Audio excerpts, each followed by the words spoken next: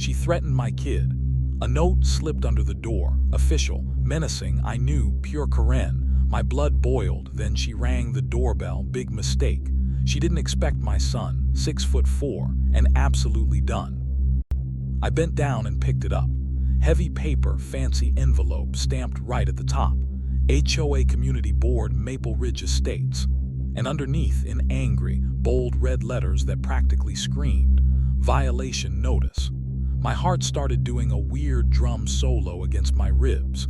You have 48 hours to remove the unauthorized structure or face escalating fines. I read it twice, then a third time slowly, letting the words sink in. Unauthorized structure. What on earth? I flipped to the second page, desperately hoping for some mistake, some clarification. And there it was, buried in a bunch of confusing legal talk. Unauthorized structure, recreational basketball hoop located adjacent to private driveway. A basketball hoop, seriously. I let out a breath I didn't even know I was holding. I stared at the paper like it had personally insulted my entire family.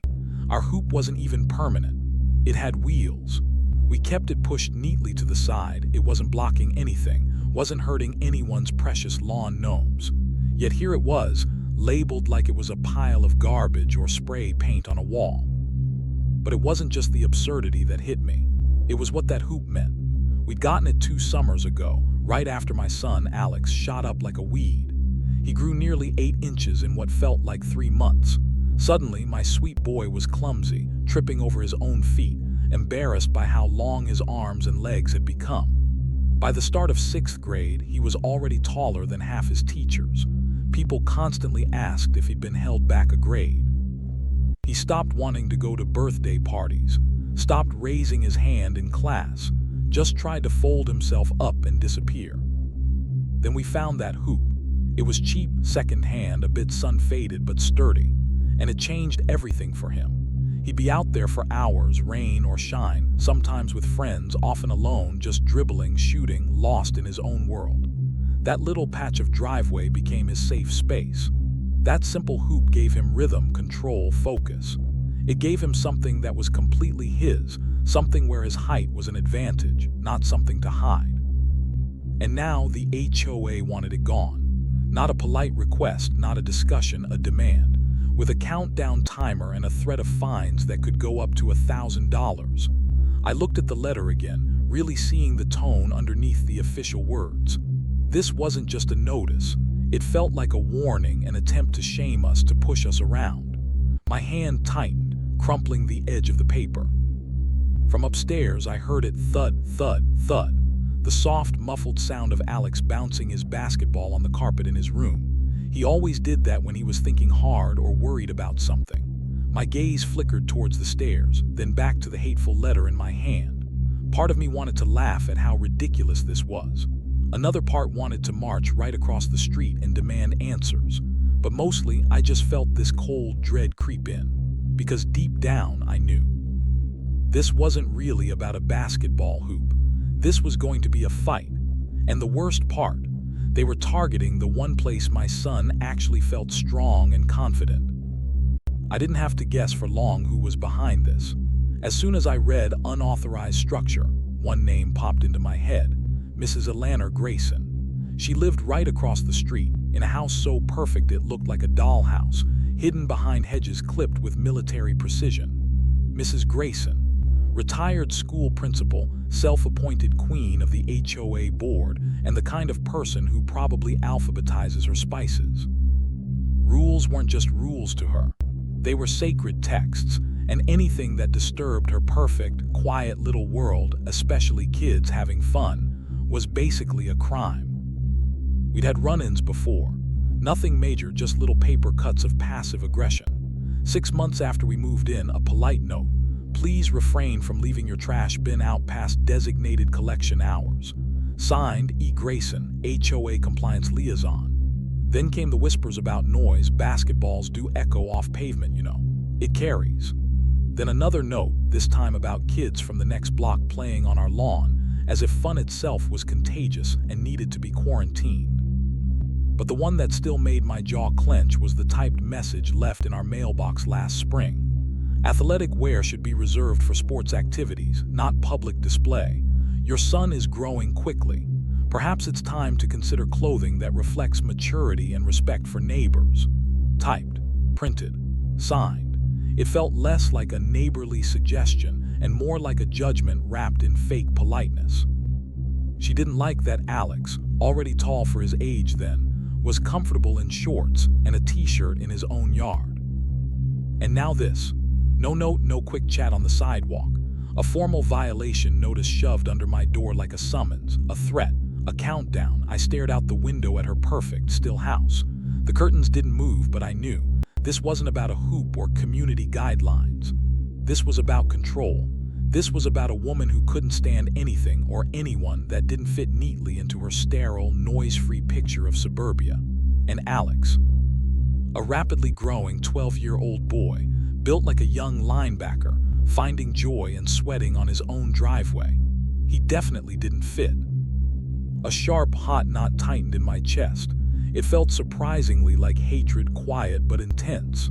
I'm not usually confrontational, but looking at that silent house, I realized Mrs. Grayson hadn't just lodged a complaint. She picked a fight, and she'd picked it with the wrong mom. My patience had just run out. Dinner that night was awful. Not messy kids awful, but heavy silence awful. Every fork clink sounded like a gunshot. Alex just sat there poking at his food. He hadn't said a word since he came downstairs. For my usually ravenous boy, that silence was deafening. He wasn't mad, he wasn't sulking. He just looked small, which was crazy because at 6'4", nothing about Alex was small anymore. Strangers thought he was 16. Cashiers gave me looks when I said he was only 12. Yet here he sat, shoulders hunched, trying to shrink himself. I wanted to tell him it would be okay, that we'd figure it out. But I knew he wouldn't believe me. Alex absorbed things. Hurt didn't make him yell, it made him go quiet. He was already bracing himself, ready to give it up, ready to make himself smaller so someone else could be comfortable. Not this time, I thought. I put my fork down. You know, I said softly, you don't have to disappear just because someone doesn't like the way you stand out. He looked up then, really looked at me. He didn't say anything, but something flickered in his eyes. Maybe hope. Eat. I nudged his plate gently. You've got growing to do. A tiny smile touched his lips and he picked up his fork. Later, after cleaning up, I sat at the kitchen table with the HOA manual, a binder thicker than my college textbooks, and the violation notice. I couldn't find any specific rule against a portable basketball hoop, so I called the number on the notice. A click, a ring, then a voice so polite it sounded robotic. Maple Ridge Community Board, this is Dana. How may I assist you? I explained the situation, trying to keep my voice neutral. Dana shuffled some papers. Yes, we've had a complaint regarding a non-compliant accessory structure, due to community aesthetic standards and previously set precedent. Subject to removal within 48 hours. Community aesthetic standards, I repeated. Which specific part of the rules prohibits a basketball hoop? Pause, throat clear. Well, Dana said, it's not directly referenced but under interpretation guidelines. Structures not listed as explicitly permitted are considered non-compliant if they alter the visual character or set unwanted precedent. So it's not actually against a written rule. My voice started to get an edge. It falls under the general principles of structural harmony, she chirped back. Structural harmony.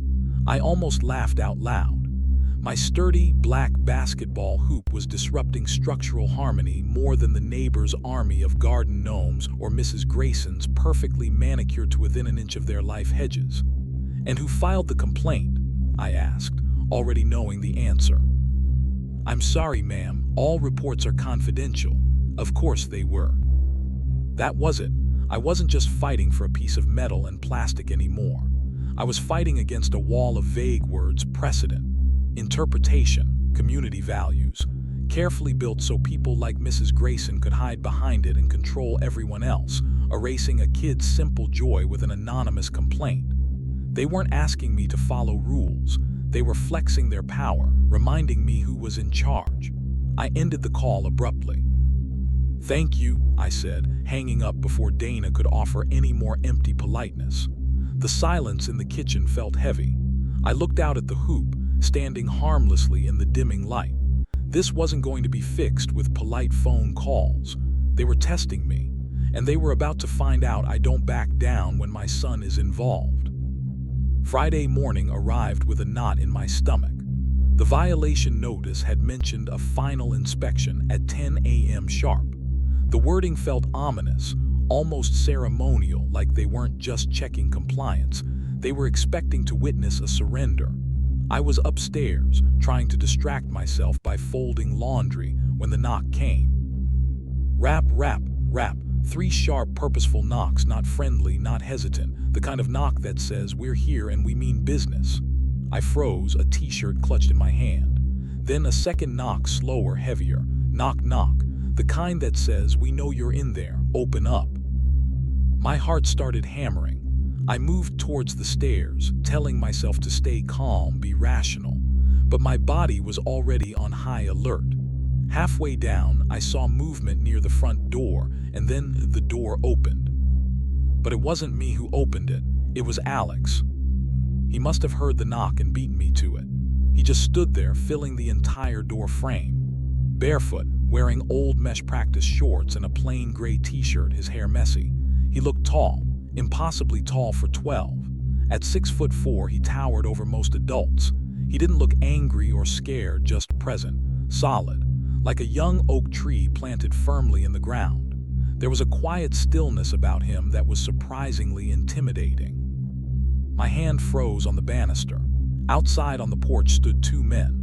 One was middle-aged, maybe mid-40s, kind of stocky, wearing an HOA polo shirt that was a little too tight, tucked into khaki pants. He held a clipboard like it was a shield and had a lanyard around his neck, practically screaming, "Official busybody." The other guy, younger, stood slightly behind him, holding up his phone, openly recording everything. For documentation, I thought bitterly, or intimidation. The clipboard guy blinked, twice. He clearly hadn't expected the door to be opened by someone who looked like they could play defense for a college team. He cleared his throat, his official air suddenly deflating. He stammered, adjusting his collar, looking up at Alex. Is your mom home?" Alex didn't answer right away. He just held the man's gaze, calm and steady. No attitude, no threat, just that unwavering stillness that makes other people fidget and wonder who's actually in charge here. The clipboard guy shifted his weight, looking distinctly uncomfortable. I finally reached the bottom of the stairs and walked slowly towards the door, putting a hand gently on Alex's shoulder. "Yes," I said, keeping my voice even. "I'm here. Can I help you?" The clipboard guy seemed relieved to be talking to someone shorter than him. He puffed himself up again. "Ma'am," he started, glancing towards his partner's phone, "we're here to verify that the non-compliant structure has been removed, as per the notice. We are recording for internal HOA documentation only." He had that bland, rehearsed tone, like someone who genuinely doesn't see themselves as the bad guy. My eyes flicked to the phone camera, then back to my son standing silently beside me. My smile felt tight, brittle. "You're filming my minor child, on my private property, without my permission." The cameraman startled, lowering the phone slightly, looking guilty. "It's just for—" "No," I interrupted, my voice dropping, becoming sharp and cold. "You're done filming now." The clipboard guy hesitated, clutching his clipboard tighter. "Ma'am, if the structure hasn't been removed, we will be forced to issue a second violation notice and potentially escalate too." I took one step forward, out onto the porch threshold. Just one step, but it was enough to make both men instinctively take a step back. "You are going to leave my property," I said, my voice dangerously calm. "Right now." I held their gaze. "And if you or anyone else from your board ever points a camera at my son again without my explicit written consent, you won't be hearing from me next time. You'll be hearing from my lawyer." The silence stretched, thick and humming. The 2 men looked at each other, then back at me and Alex, who hadn't moved a muscle. The official script was gone. Their authority had evaporated in the morning air. Finally, the clipboard guy gave a stiff, jerky nod. We'll follow up. In writing. I'm counting on it, I said, my voice flat. They turned and walked away quickly, almost scurrying back to their car. No more threats, no final warnings, they just left. I watched them go, then slowly closed the door, the click of the lock sounding loud in the sudden quiet. I turned to Alex. He was looking at me, his eyes wide. Whoa, he breathed. Was that serious? I let out a long exhale, brushing a stray piece of hair from my face. That, I said, managing a small smile, was exactly what it looked like. He grinned, a real grin this time, as we walked back towards the kitchen. Somewhere between that heavy knock and the click of the lock, the game had changed. They came expecting us to fold. Instead, they met a 12-year-old who simply answered the door, and everything shifted. Honestly, seeing them film my son like that, my blood ran cold. What would you have done right then? Let me know in the comments. After the door clicked shut, the house felt strangely quiet, but it wasn't an empty quiet. It was the quiet after something significant has happened. Alex was still standing there, the adrenaline slowly fading from his eyes, replaced by a dawning realization of what had just occurred. He looked down at his bare feet, then back up at me, a slow grin spreading across his face. That was kind of cool, Mom. I ruffled his already messy hair. You were amazing, honey. You didn't even flinch. He shrugged, trying to look nonchalant, but I could see the pride puffing up his chest just a little. We didn't talk much more about it right away, but something had definitely shifted, not just outside, but between us too. He stood his ground, not with anger, but with simple presence, and I'd backed him up without hesitation. We were a team. I didn't know it then, but our little porch drama hadn't gone unnoticed. Apparently, someone across the street, maybe trimming their roses or getting their mail, had seen the whole thing. Seen the two official-looking men, seen one filming, seen my giant son calmly fill the doorway, seen me step out, and seen the men practically trip over themselves leaving. By the next morning, the neighborhood Facebook group, usually a sleepy place filled with posts about lost cats and recommendations for plumbers, was buzzing. It started subtly. Anyone else see the HOA guys looking upset near Maple Drive yesterday? Then, someone bolder posted. Heard they were trying to enforce the no fun allowed rules again. Anyone know what happened? And then the floodgates opened. Someone I still don't know who posted a slightly blurry photo, clearly taken from a distance, showing the two men on my porch, one with his phone awkwardly half raised and Alex standing like a calm sentinel in the doorway. The caption read, "Is this really what our HOA dues are paying for? Harassing families and filming kids? What was the violation this time? Breathing too loud?" Oh, it took off like wildfire. People I barely knew were chiming in. Stories started pouring out, years of petty grievances and quiet frustrations with Mrs. Grayson and her iron-fisted interpretation of the rules. They sent me a warning because my garden gnome was aesthetically disruptive, one person wrote. We got cited because my kids' chalk drawings on the sidewalk weren't in harmony with the neighborhood's visual profile, added another. Remember the pumpkin incident? They told Sarah her Halloween lights were unapproved seasonal lighting in October. It was like that one moment on my porch, that one act of recording my son, was the final straw. People were tired of the anonymous complaints slipped under doors, tired of the passive-aggressive notes, tired of feeling like they were walking on eggshells in their own homes. The comments weren't just complaints, they were supportive. Good for that mom for standing up to them. That poor kid just wants to play basketball. Leave him alone. And my personal favorites. Whoever lives there, tell your son he handled that way better than most adults would have. Don't know who raised that young man, but she's doing it right. I sat there on my couch, coffee growing cold, scrolling through the comments with tears blurring my vision. Not sad tears, but tears of relief, of feeling seen.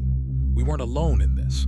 The tide hadn't just turned. It felt like a dam had broken. All it took was one ridiculous overstep, one moment where their petty tyranny became undeniable and the quiet majority finally found its voice.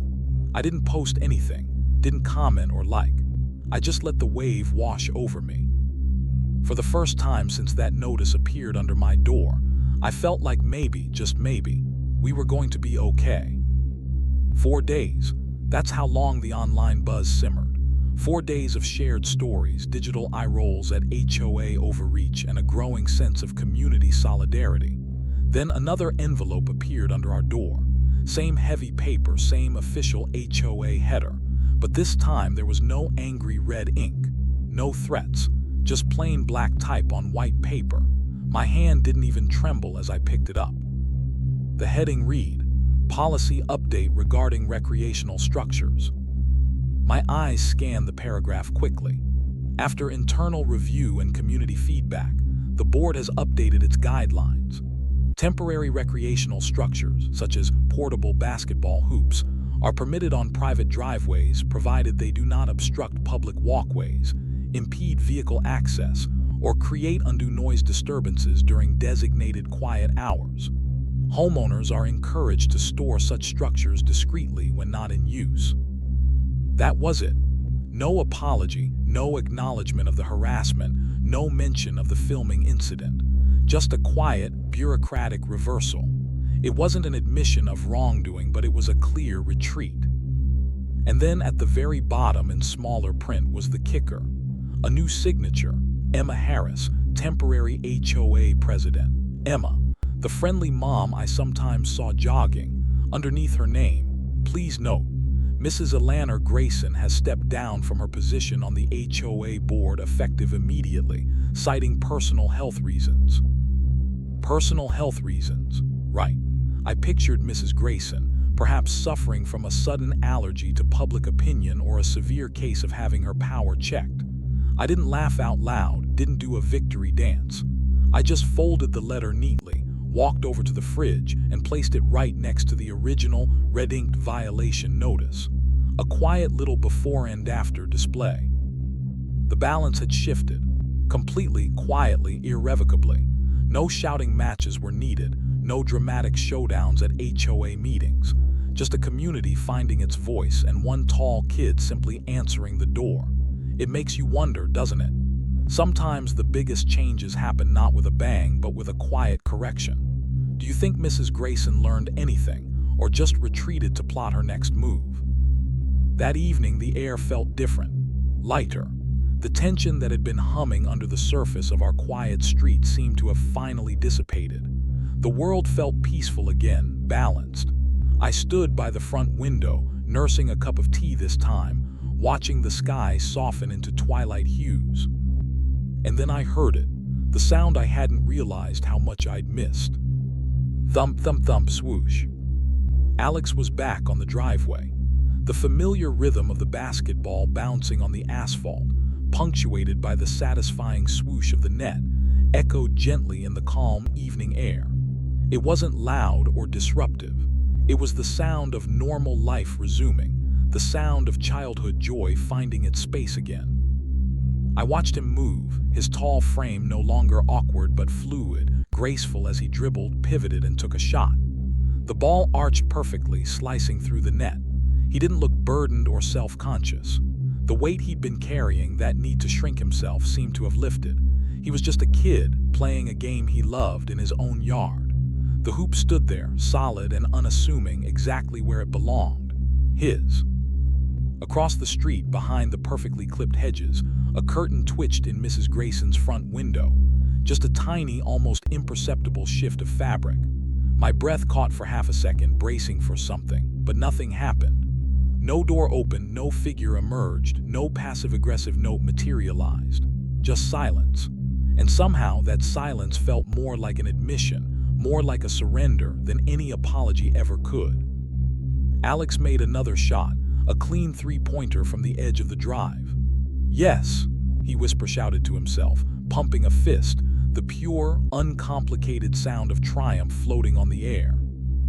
A real smile spread across my face, warm and full. This wasn't about winning a war against a neighborhood Karen or beating the HOA. It was about restoring something simple and essential. My son's sanctuary, our family's peace, the quiet right to just be without judgment or interference. As I took another sip of tea, the rhythmic thumping of the basketball like a steady heartbeat outside, I thought about justice. Sometimes it doesn't arrive with flashing lights or legal battles. Sometimes it shows up quietly, wearing sneakers on a driveway, arriving simply because a boy was brave enough to stand tall, and a mother refused to let him stand alone. Sometimes justice is just the sound of a basketball swishing through a net, undisturbed in the peaceful evening air. And that's how our stressful showdown with the HOA, and specifically Mrs. Grayson, finally ended with peace restored and my son free to just be himself in his own yard. Thank you so much for watching and listening to my story today. It really means a lot to share these experiences because I know so many of us deal with similar situations in our communities. It just goes to show that you don't always have to yell the loudest to be heard, and sometimes just standing your ground for what's right can make all the difference. If you enjoyed this video, or if you could relate to dealing with an HOA Karen or fighting for your kids, please give it a thumbs up. It really helps the channel reach more people. And if you want to hear more stories like this, make sure you hit that subscribe button and the notification bell so you don't miss the next one. I'd love to hear from you in the comments below. Have you ever had a ridiculous run-in with an HOA or a controlling neighbor? What happened? Let's share our stories. Thanks again for spending your time with me today. Take care, and I'll see you in the next video.